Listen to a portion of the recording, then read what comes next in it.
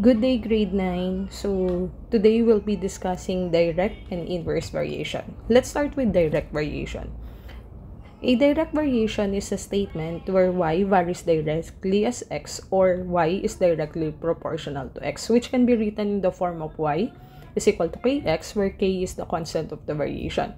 Now, let's set some real example para lang medyo mas mag-grasp natin yung idea ng direct variation. Tandaan, sa direct variation, when one variable increases, the other variable also increases. So, kapag nag-increase si independent variable, mag-i-increase din si dependent variable. Or naman, pag nag-decrease si independent variable, magde-decrease din si dependent variable. So, ano yung mga example nito? Pwedeng una nandun ay yung number of days na nagtatrabaho yung isang tao and yung salary niya. The more na mas mahaba yung naging trabaho niya, the more na mas tataas yung iuuwi niyang pera or yung kanyang magiging sahod.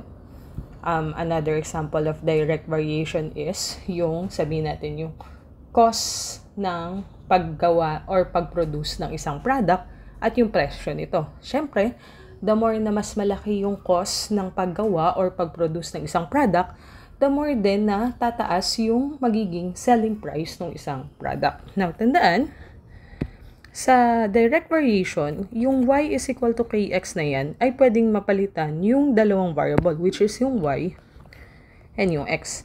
Now, y is your dependent variable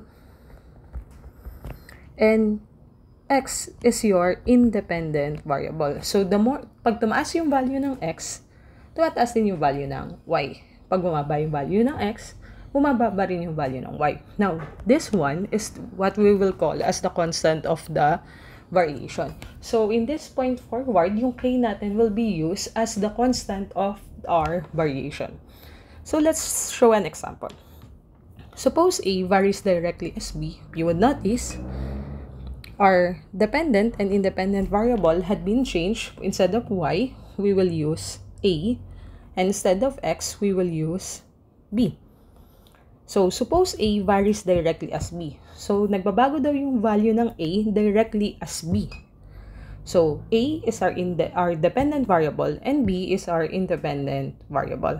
Now, a is 24 when b is 3. Find a when b is 12.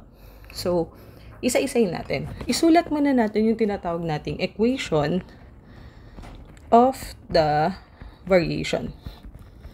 So, what is the equation of this variation? It says that A varies directly as B. So, it will follow the pattern of A is equal to K times B.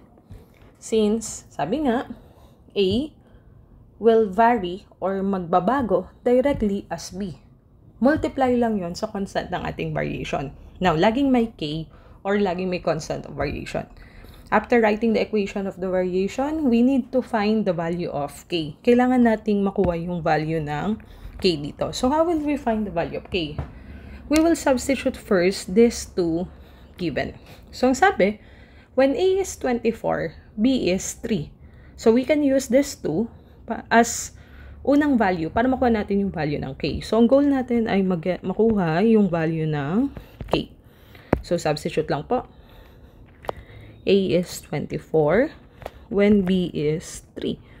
So, we need to solve for the value of K. So, for solving the value of K, manipulate lang natin ito. This will be 24 is equal to K times 3. Now, I want to get the value of K. So, dapat ma-eliminate siya sa side na to. So, we will divide this by 3. Cancel to. So, K now is equal to 24 divided by 3 is 8. Or, i-rewrite lang natin para mas maayos. K is equal to 8. Tandaan, if 8 is equal to K, also K is equal to 8. Kahit baliktarin natin yan, it will have the same since equal naman sila. So, from there, since meron na tayong K, we can rewrite the equation of the variation. Instead of A is equal to KB, we will have A is equal to, our constant of the variation now is 8b. Now, may follow-up question. Ang sabi na sa follow-up question is, find A when B is 12. So, missing si A, given na B is 12. So, hanapin natin si A. A is equal to something na hindi pa natin alam. Substitute lang natin yung value na yun. So, we will have A is equal to 8 times the value of B, which is 12. And 8 times 12 is 96. This will be our final answer.